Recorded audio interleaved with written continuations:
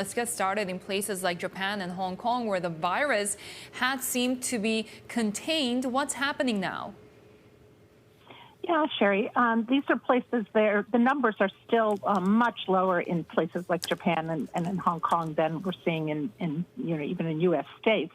But where there had been at least a feeling that things had been contained pretty well, people were going back to work, back to school. Now that's kind of going the other way. In Hong Kong, where we hadn't seen really local transmission for weeks and weeks, in the last few weeks now, there's been a fair bit of local transmission. And yesterday, there was a record in the daily cases of 63, which sounds, relatively small compared when you're looking at places like Florida, Arizona, which are, in the thousands in cases. But still, this is concerning because it had been under control and now isn't seen as being. So both Hong Kong and Tokyo, where is another center of transmission in Japan, are doing things to try to stop the spread. In Hong Kong here, there are, the schools have ended. They went back. They've ended. There's fines for not wearing a mask on public transportation. All restaurants are closing at 6 p.m. Measures like that, but the numbers are still going up day to day because these actions have just been taken in the last few days. The same in Tokyo.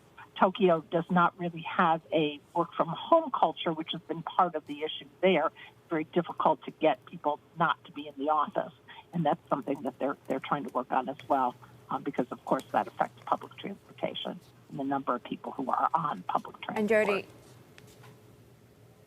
And Jodi, as we get the encouraging initial development on vaccines, we're hearing from governments that Russian state intelligence is also part of this, hacking of international research. We've heard this from the UK and the US as well. That's right. In a dramatic statement, Britain's National Cybersecurity Center said vaccine and therapeutic sectors in multiple countries have been targeted by this Russian hacking center, and that it's almost certainly part of Russian state intelligence. And the U.S. and Canada later issued their own statements backing up those findings. What's unclear is whether research facilities have been damaged or vaccine programs have been set back as a result of these hacks, which of course would be a major setback because these are things. Vaccines have now taken, the testing has really started ramping up, and there have been some hopeful signs. So this is really quite a dramatic incident.